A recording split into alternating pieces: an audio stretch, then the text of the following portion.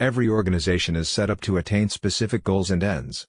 This can be inferred from the primary documents for the founding of the organization like the Memorandum of Association and Articles of Incorporation. However, for that to be actualized, there is the need for a body of directors to be appointed by the owners or shareholders to forecast future trends and evaluate the status of the organization in order to position it on the markets in order to survive and grow by trading, earning revenues and profits. A strategy is formulated on the basis of attaining the highest and best results for an organization in future.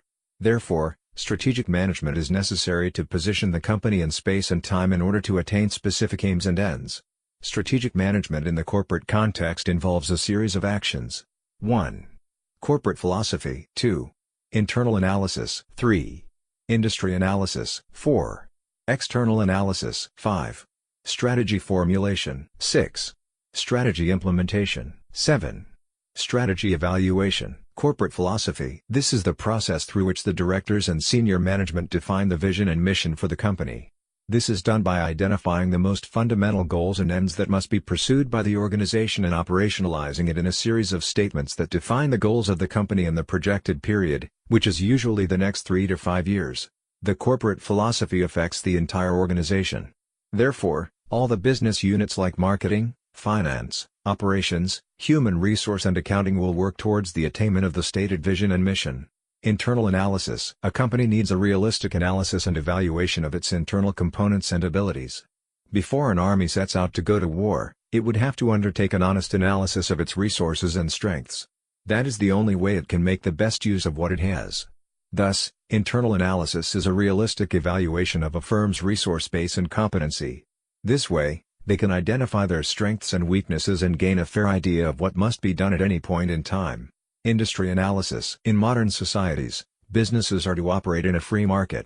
This means they have to compete with other businesses to capture and control market share. Therefore, a business needs to evaluate the industry including intermediate entities like suppliers, market trends, microeconomic trends and more importantly, competitors.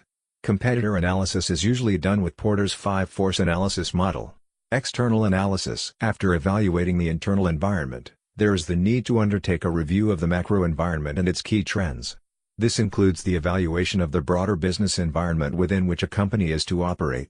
This is done with the Pestle model, which involves the evaluation of the political, economic, social, technological, environmental and legal factors. These pointers must be relevant to the business environment within which a firm seeks to implement its strategy in the next 3 to 5 years.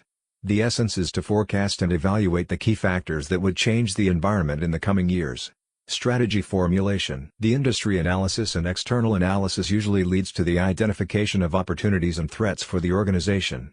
This involves identifying which elements of the business environment will be an opportunity and which ones will pose a threat to the business. The most basic strategy formulation tool is the SWOT analysis. This involves matching the strengths and weaknesses deduced in the internal analysis with the opportunities and threats identified in the industry and external analysis. From there, a company will typically come up with 3 to 5 key pointers of activities that they will focus on in the period under review. The strategy is often specific, measurable, attainable, realistic and time-oriented. SMART. Strategy implementation. Once the strategy is formulated, it becomes a roadmap for various activities. This would guide the implementation of plans for the company and it would lead to action according to the plan. In most cases, the implementation of strategy leads to unexpected issues.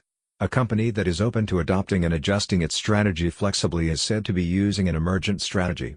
One that does not is said to be authoritarian, and such a company uses a planned strategy. Strategy evaluation. It is imperative for a company to evaluate its strategy from time to time. Monitoring and evaluation of strategy takes up the bulk of the work of directors and executives of companies. They have to monitor results according to benchmarks and standards in order to adjust the strategy in a responsive manner. This way, the company's fundamental mission and vision stays in progress and the company is positioned for the attainment of the best possible results.